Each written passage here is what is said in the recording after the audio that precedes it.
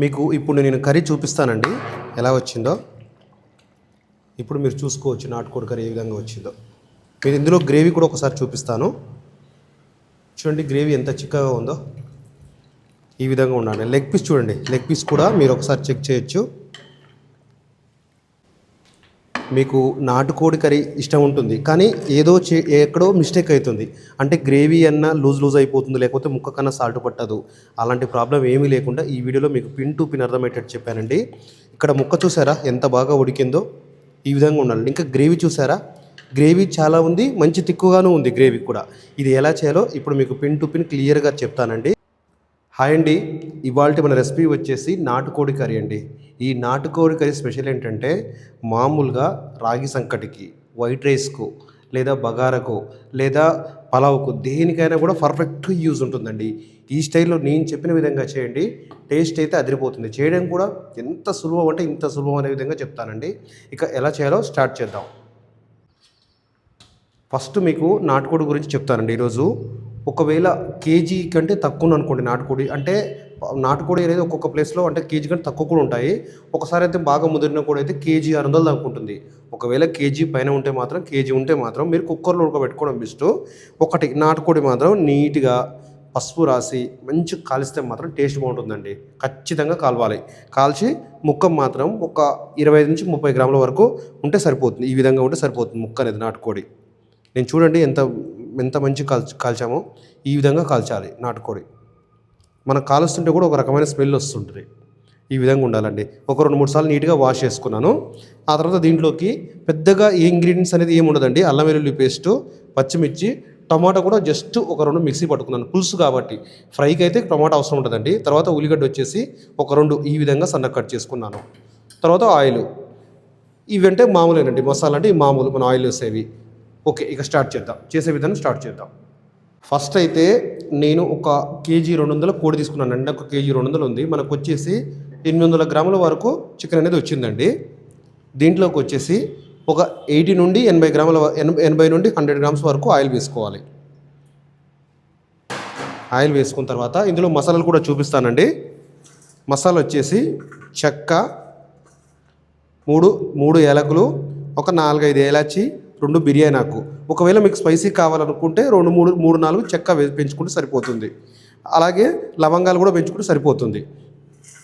ఇవి వేసుకుందాం ఫస్ట్. ఇవి వేసుకొని ఆ తర్వాత పచ్చిమిర్చి అండి. పచ్చిమిర్చి ఒక 5-6 దాకా ఇలా పొడుగ్గా కట్ చేసి వేసుకోండి. వేసుకొని కాస్త కలుపుకున్నాం. ఇప్పుడు నేను డైరెక్ట్ కుక్కర్లోనే వండుతున్నానండి. కుక్కర్లోనైతేనే మనకు ఒకవేళ ముక్క ముదురున్నా సరే కానీ పర్ఫెక్ట్గా వస్తుంది. ఇప్పుడు ఉల్లిపాయ అనేది వేసుకుందామండి. ఉల్లిపాయ ఈసారి నేను తెల్ల ఉల్లిపాయ తీసుకున్నానండి. ఎర్ర ఉల్లిపాయ కూడా నాటుకోడికి తెల్ల ఉల్లిపాయ టేస్ట్ అనేది చాలా బాగుంటుంది. మీకు ఈ తెల్ల ఉల్లిపాయ వల్ల ఒక ఉల్లిగడ్డ ఎక్కువ పెంచుకుంటే ఏమవుతుందంటే పొగరు వస్తుంది. అందుకే మరీ తక్కువ పెంచుకుంటే ఏమవుతుందంటే గ్రేవీ అనేది సరిగరాదు. మీడియం వేసుకోవాలండి. ఉల్లిగడ్డ ఎక్కువ కాకుండా తక్కువ కూడా చూసుకోండి. ఒక 2 లేక 3 వేసుకోండి, అంతకంటే ఎక్కువ వేసుకోవద్దు. ఒక కేజీకి వచ్చేసి అది కూడా మీడియం సైజు ఉల్లిగడ్డలు.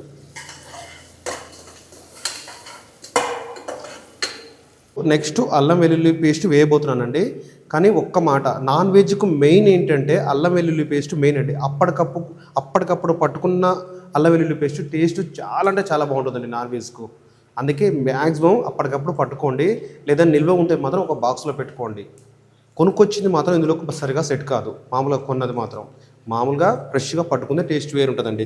దీనికోసం అయితే ఇప్పుడు నేను ఒక 80 గ్రాముల వరకు అల్లం వెల్లుల్లి పేస్ట్ పడుతుందండి. 80 గ్రాముల వరకు అల్లం వెల్లుల్లి పేస్ట్ వేస్తున్నా.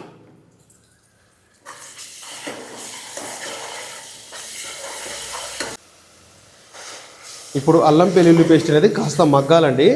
అల్లం వెల్లుల్లి పేస్ట్ అందులో వేసినప్పుడు ఫ్రెష్ అయితే ఆటోమేటిక్గా మనకు స్మెల్ అనేది మంచి స్మెల్ అనేది వస్తుంటుంది బయటికి.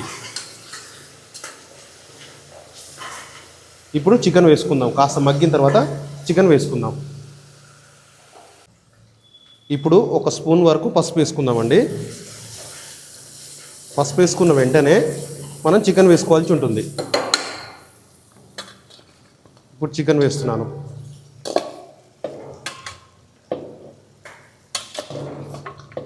లెగ్ పీస్ భాగం ఒక్కటి మాత్రం కొంచెం పెద్దగా కొట్టించుకున్నాను. ఇందులో లివర్లు వచ్చాయి. లివర్లు ఇప్పుడు వేయనండి, లాస్ట్లో వేస్తాను. కందినకాయ అయితే అందులో పడిపోయింది.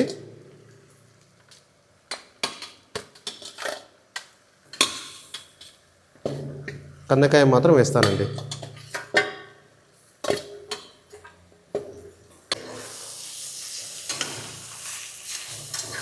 ఇప్పుడు ఒక 5 నిమిషాలు ఇలా మగ్గనివ్వాలండి.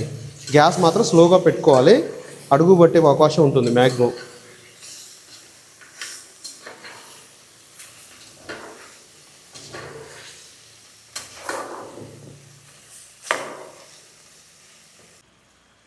ఇప్పుడు ఒక 5 నిమిషాలు కాస్త చికెన్ మగ్గిన తర్వాత ఇప్పుడు సాల్ట్ అనేది వేసుకుందామండి. సాల్ట్ వచ్చేసి నేను 1 స్పూన్నర వరకు వేసుకుంటున్నాను. దొడ్డుపు అయితే మాత్రం 2 స్పూన్లు వేసుకోండి. ఇది మాత్రం టీ స్పూను, టేబుల్ స్పూన్ కాదండి. వేసుకొని కలబెట్టుకోవాలి. కలబెట్టుకొని మళ్ళీ ఒక 5 నిమిషాలు అయిన తర్వాత కారం వేసుకొని కుక్కర్లో, ఆ తర్వాత కుక్కర్ విజిల్స్ పెట్టేద్దాం. కుక్కర్ మూత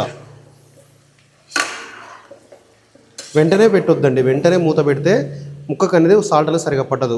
ముక్క కూడా వాటర్ ఉన్నట్టే ఉంటుంది, తింటుంటే వాటర్లో తిన్నట్టే ఉంటుంది. అందుకే కాస్త ఆయిల్లో మగ్గిన తర్వాత సాల్ట్ వేసిన తర్వాత అల్లం వెల్లుల్లి పేస్ట్ వేసిన తర్వాత అప్పుడు మనం మూత అనేది పెట్టుకోవాల్సి ఉంటుంది.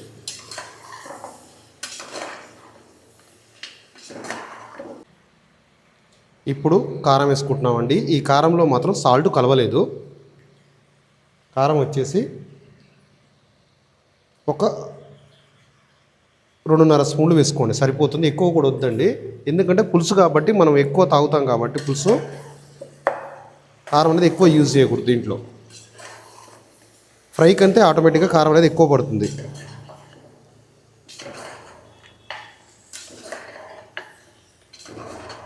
ఇక కారం ఒక 2 నిమిషాలు, ఒక 3 నిమిషాల వరకు మగ్గనిచ్చిన తర్వాత అప్పుడు మనం వాటర్ అనేది పోసుకుందాం.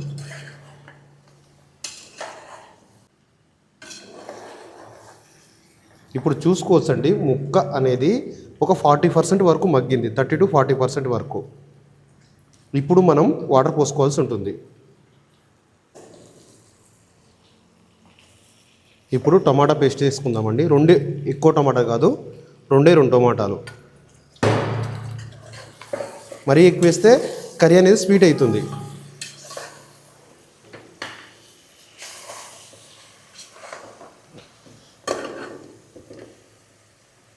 ముక్కకు చూసారా మసాలా ఎంత బాగా పడుతుందో? ఈ విధంగా పట్టాలండి. ఇప్పుడు ఒక 2 నిమిషాలు ఆగి మూత పెట్టుకుందాం. ఇప్పుడు వాటర్ పోసుకుందామండి. ముక్క మునిగేంత వరకు వాటర్ పోసుకోవాలి. ముక్క మునిగేంత వరకు వాటర్ పోసుకోవాలి. చూసారా, ఇప్పుడు ముక్క అయితే మునిగింది. ఇప్పుడు లివర్ ఉంది కదండి, లివర్ వేసేయాలి మనం. ఈ లివర్ 2 వేసేద్దాం ఇందులో. ఇప్పుడు కలుపుకున్నాం కదండి, చూసారా ఎంత బాగా వస్తుందో? ఇప్పుడు కుక్కర్ మూత పెట్టుకుందాం.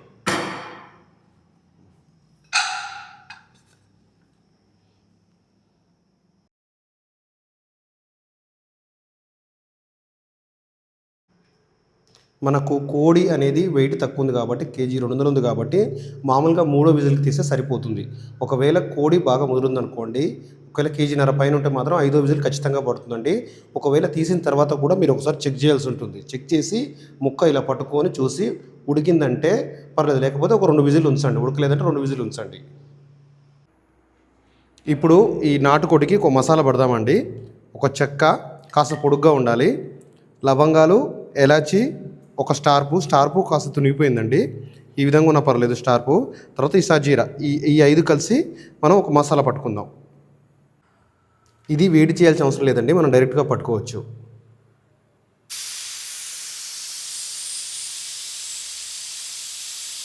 ఇప్పుడు 3వ విజిల్ అయితే వచ్చిందండి. ఇంకొక విజిల్ వరకు నేను ఉంచుతాను. ఇంకో విజిల్ ఉంచినా పర్వాలేదండి. ఇప్పుడు బంద్ చేసుకుందామండి. 4వ విజిల్ వరకు ఉంచాను, ఇప్పుడు బంద్ చేస్తాను.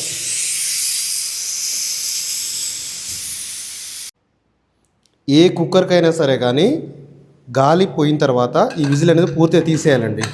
తీసేసిన తర్వాత ఒకసారి చెక్ చేయాలి, ఇక్కడ వేడి లేకపోతే మాత్రం అప్పుడు తీసేయాలి. ఇంకొక విషయం, ఇలా డైరెక్ట్ విజిల్ ఉంచి కొంచెం గ్యాస్ ఉంటే ఏమవుతుందంటే ఇక్కడ వాచర్ అనేది తొందరగా పోతుంది. వాచర్ పోవడానికి మెయిన్ కారణం ఏంటంటే ఇక్కడ విజిల్ తీయకుండా ఉండడానికి కారణం. ఇప్పుడు తీసేద్దాం మూత తీసే విధానం. ఇటు గాలి వదలాలి. ఇటు గాలి వదిలిన తర్వాత నిదానంగా తీసేయాలి. ఇప్పుడు చూసుకోవచ్చండి నాటుకోడి కర్రీ.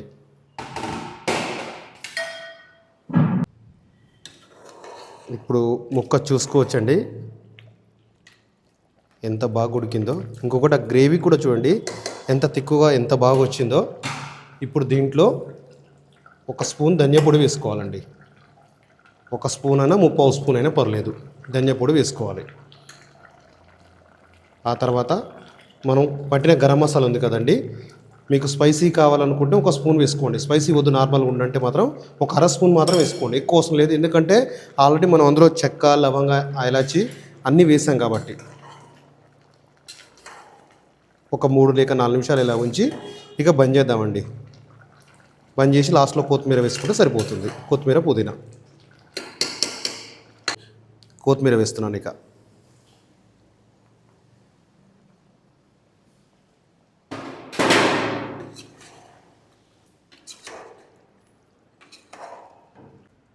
మీకు ఇప్పుడు నేను కర్రీ చూపిస్తానండి ఎలా వచ్చిందో. ఇప్పుడు మీరు చూసుకోవచ్చు నాటుకోడి కర్రీ ఏ విధంగా వచ్చిందో. మీరు ఇందులో గ్రేవీ కూడా ఒకసారి చూపిస్తాను. చూడండి గ్రేవీ ఎంత చిక్కగా ఉందో. ఈ విధంగా ఉండాలి. లెగ్ పీస్ చూడండి, లెగ్ పీస్ కూడా మీరు ఒకసారి చెక్ చేయొచ్చు. ఇది లెగ్ పీస్ అండి. దీనికి మీకు రాగి సంకటి కానీ, రాగి సంకటి చేస్తున్నాను. అలాగే దీనికి సంబంధించిన బగారా, పలావ్ కూడా ఉందండి మన ఛానల్లో చూడొచ్చు.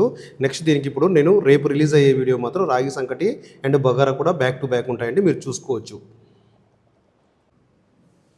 ఇంతేనండి నాటుకోడి చేసే విధానం. ఇంకా మీకు ఏ రెసిపీ కావాలనుకున్నారో అది కూడా కామెంట్ చేయండి. ఇంకా అంటే మనకు హోటల్ స్టైల్లో ఉన్నాయి అండ్ హోటల్ స్టైల్లో ఇంట్లో చేసుకుందాం అనుకుంటే ఆ స్టైల్ కూడా ఉంది. ఇంకొకటి కొత్తగా ఛానల్ చూస్తున్న వారైతే సబ్స్క్రైబ్ చేయండి, వీడియోకి అయితే లైక్ చేయండి, షేర్ చేయడం మర్చిపోవద్దు. ఒక్కటండి కామెంట్ అయితే మర్చిపోద్దు. అంటే మీకు ఏదో ఒక ఫుడ్ ఇష్టం ఉంటుంది, అంటే వెజ్లో కానీ నాన్ వెజ్లో కానీ మీరు ఖచ్చితంగా కామెంట్ చేయొచ్చు. ఇదైతే నేనైతే ఈరోజు ఈ నాటుకోడి అయితే రాగి సంకటి కోసం చేస్తున్నాను. రాగి సంకటి నెక్స్ట్ వీడియో రిలీజ్ అవుతుంది. అలాగే బగారా కూడా ఉంటుందండి నా ఛానల్లో, మీరు ప్రతి ఒక్కటి మాత్రం చూడొచ్చు. థ్యాంక్ యూ అండి. సబ్స్క్రైబ్ చేయండి, లైక్ చేయండి, వీడియో షేర్ మాత్రం మర్చిపోవద్దు. Thank you.